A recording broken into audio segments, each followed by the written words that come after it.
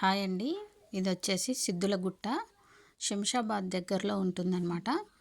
అయితే సిద్ధుడు అనే మహర్షి ఈ గుట్ట మీద ధ్యానం చేసి ఒక శివలింగాన్ని ప్రతిష్ఠించాడంట. అప్పుడు అక్కడ చాలా అనారోగ్యంతో ప్రజలు బాధపడుతూ ఉండేవాళ్ళు. ఆ తర్వాత శివలింగాన్ని ప్రతిష్ఠించినాక అక్కడ ప్రజలంతా చాలా ఆరోగ్యంగా బాగుండడం వల్ల ఇక్కడ శివలింగం ప్రత్యేకమైన పూజలు జరుగుతాయి ఇక్కడ శివలింగానికి. ఈ శివరాత్రి రోజైతే జాతర జరుగుతుందండి. అసలు ఎంత బాగుందో చూడండి ఒకసారి. ఈ గుట్ట మీద ఉంటుందన్నమాట శివలింగం. మొత్తం రాతితో కట్టబడి ఉంటుంది. చాలా చాలా బాగుందండి.